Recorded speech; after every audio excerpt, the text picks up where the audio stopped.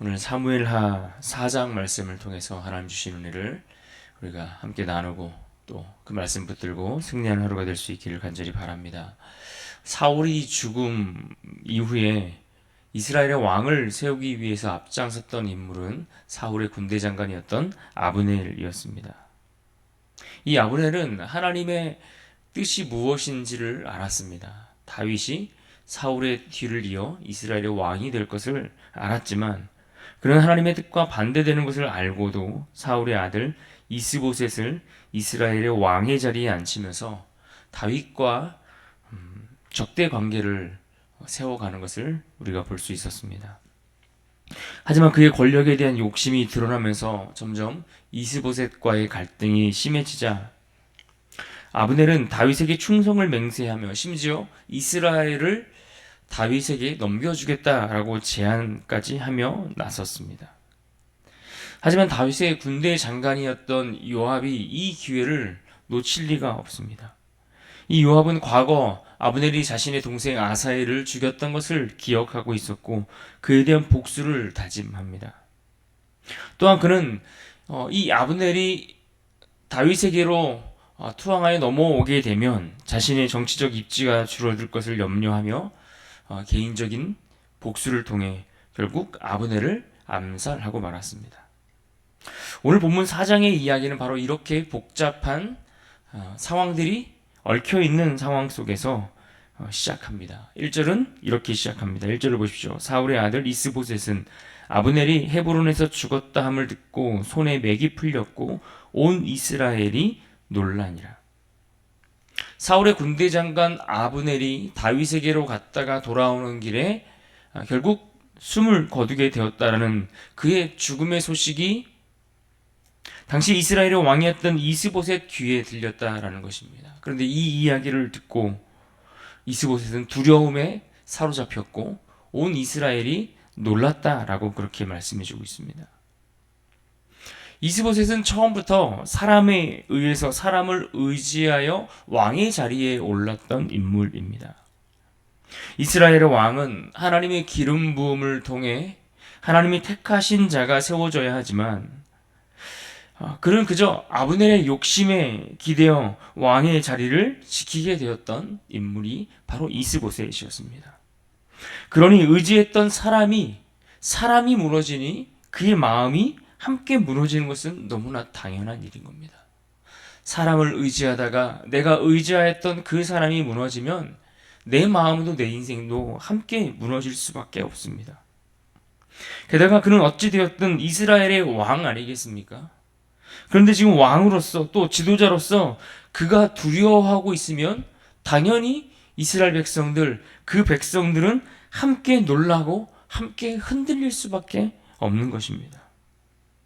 결국 사울의 집은 점점 약해져 갔다라고 했던 그 3장에서의 말씀처럼 이스보셋이 다스리고 있는 그 나라는 무너질 위기에 처하게 되었던 것입니다.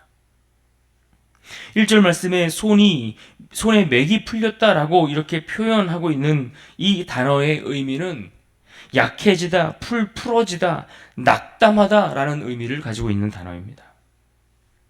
이것은 단순한 슬픔을 이야기하는 것이 아니라 이 아브넬이 죽은 이 사건이 이스보셋의 마음에 극심한 무력감을 가져다 주었을 만큼 큰 충격이었다라는 것입니다.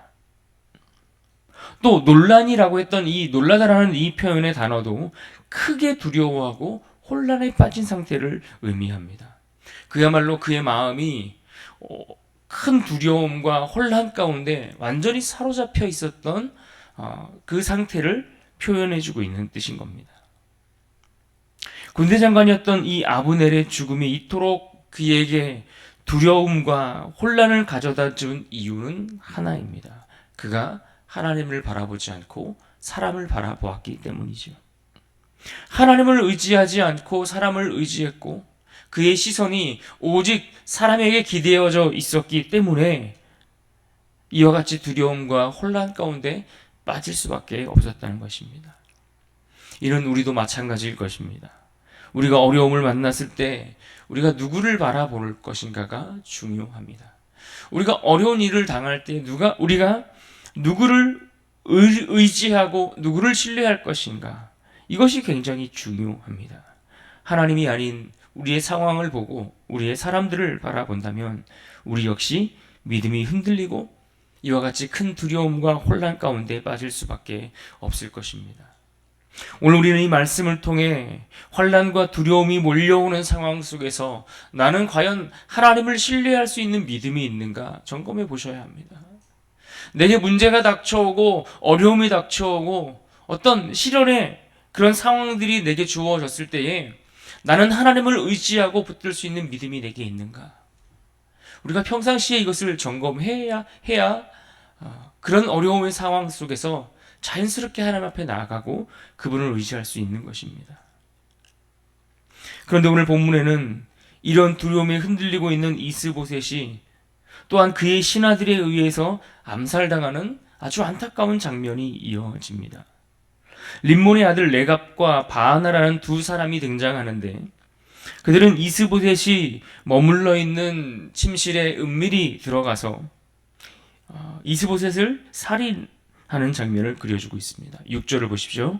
레갑과 그의 형제 바하나가 밀을 가지러 온 채하고 집 가운데로 들어가서 그의 배를 찌르고 도망하였더라. 이스보셋을 그렇게 암살하였던 그의 신하들, 이들은 그의 머리를 베어서 그것을 가지고 누구에게로 향합니까? 다윗에게로 달려갔습니다. 이스보셋이 머물러 있던 곳이 마하나임이고 다윗이 머물러 있는 곳이 헤브론인데 이 마하나임에서 헤브론까지의 거리가 대략 한 95km 정도 떨어져 있다고 합니다. 그렇다면 적어도 이 거리를 20시간 이상을 걷거나 뛰거나 그들은 그렇게 쉬지 않고 가야 헤브론에 도착을 했을 것입니다. 이들은 지금 왜 이와 같이 열심을 내고 있을까요? 아마도 이들은 다윗이 이스라엘의 왕이 될 것을 알았을 것입니다. 이미 하나님께서 다윗을 택하셔서 그에게 기름 부으셨다는 사실도 그들이 알고 있었을 것입니다. 아니 그렇지 않더라도 돌아가는 상황을 그들이 지켜보면서 그들이 지금 어느 편에 누구 편에 줄을 서야 할지를 분명하게 판단할 수 있었을 것입니다.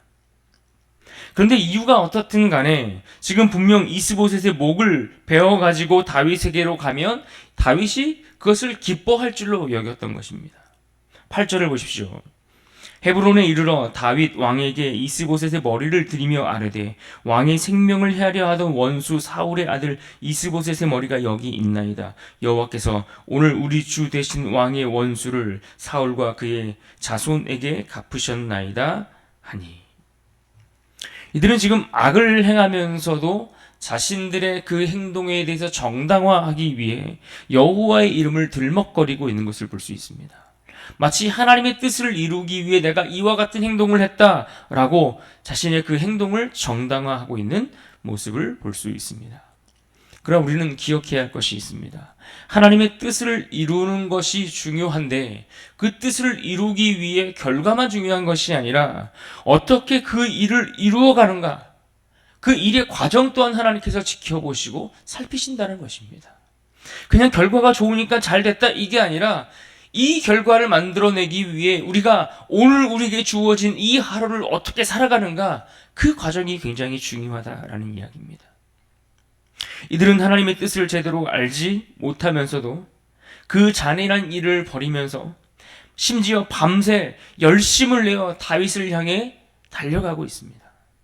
무엇이 선인지 무엇이 악인지 그조차 구별하지 못하면서 전혀 엉뚱한 일에 매달려 그것에 열심을 내고 있는 안타까운 모습을 우리는 볼 수 있습니다.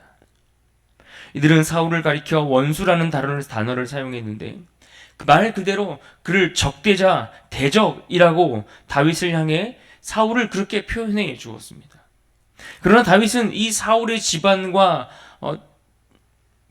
대치하는 국면에 서 있었지만 그들을 개인적인 원수로 생각하지 않았습니다. 그래서 사울이나 그의 아들 요나단이 죽었을 때에 그들을 향해 이 다윗이 정말 진심으로 깊이 슬퍼하며 애가를 지어 부르지 않았습니까? 그러나 지금 이 레갑과 바하나는 도리어 하나님께서 원수를 갚으셨다라고 말하지만 이것은 사실 자신들의 잔혹한 행동을 정당화하고 있을 뿐이다 라고 볼 수 있는 것입니다.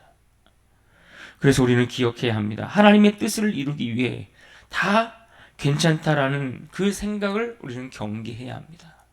하나님의 뜻이 이것이니 무엇을 하든 어떻게 하든 그 뜻을 이루면 된다, 이것이 아니라 하나님은 우리에게 결과만을 요구하지 아니하시고 우리가 하루하루 순간순간 살아가는 그 삶의 시간들 속에서 매일매일 애쓰며 살아가는 그 삶의 과정을 신실하게 살아가기를 기대하시는 것을 여러분 기억할 수 있기를 부탁드립니다. 그러므로 우리의 삶에 뿌리내린 비신앙적인 방법들, 수단들, 그런 것들이 있다면 다 내어버려야만 할 것입니다. 다윗은 이번에도 그야말로 원수의 죽음에 오히려 정의롭고 신실한 태도로 반응하는 모습을 또한 볼 수가 있습니다. 11절을 보십시오. 하물며 악인이 의인을 그의 집 침상 위에서 죽인 것이겠느냐? 그런즉 내가 악인의 피 흘린 죄를 너희에게 갚아서 너희를 이 땅에서 없이 하지 아니하겠느냐 하고. 그러니까 이 레갑과 바하나가 행한 그 악한 행동들에 대해서 맞장구 쳐줄 줄 알았지만 오히려 다윗은 이들을 책망했고 그들을 또한 심판했습니다. 이미 사울의 죽음을 기뻐하며 그 소식을 알렸던 아말렉 사람을 심판하고 책망했던 것과 동일하게 일관되게 반응하고 있는 것입니다. 그저 겉으로 형식적으로 사울의 집안의 멸망을 슬퍼하는 것이 아니라 오늘 말씀에서 이스보셋을 가리켜 의인이라고 표현하고 있지 않습니까? 그를 정직하고 올바른 사람이라고 말하고 있는 것입니다. 다시 말해 다윗은 이스보셋을 자신에게 악을 행한 원수로 보지 않고 있다라는 것입니다. 다윗은 단순히 개인의 감정적 복수를 따르지 않고 공의의 원칙을 따르고 있음을 볼 수 있습니다. 그렇습니다. 우리는 작은 이익을 위해 하나님이 기뻐하시지 않는 방법을 선택할 때가 참 많이 있습니다. 그러나 우리는 말씀을 통해 어떤 일이든지 정의롭고 신실한 태도로 끝까지 그것을 유지하며 행하는 것, 이것이 중요하다는 것을 우리는 배울 수 있어야 합니다. 내 유익을 위해 거짓을 선택하도록 유혹하는 그 모든 일에 과연 우리는 하나님의 정의와 또 신실함을 드러낼 수 있을까요? 오늘 주어진 말씀을 통해 하나님의 뜻을 이루는 그 과정 중에 어떠한 자세를 취하는 것이 중요한가를 우리가 배우고 다시 한번 생각해 봐야 할 것입니다. 오늘은 다윗은 오늘 말씀 9절 하반절에서 이렇게 말씀합니다. 내 생명을 여러 환난 가운데에서 건지신 여호와께서 살아계심을 두고 맹세하노니. 하나님의 뜻을 이루기 위해 신실함을 따르는 다윗의 그의 태도를 보여주는 그러한 고백의 말씀입니다. 우리가 오늘 하루 살아가는 동안에 이 말씀의 고백을 우리도 기억하면서 우리의 어떤 두려움 속에서도 하나님을 신뢰하고 더 나아가 불의하고 인간적인 모든 방법들을 내려놓고 하나님의 뜻만을 신실하게 따르기를 힘쓰는 그런 하루로 오늘 우리에게 주어진 하루를 최선을 다해 살아갈 수 있는 우리 모두가 될 수 있기를 주님의 이름으로 축원합니다.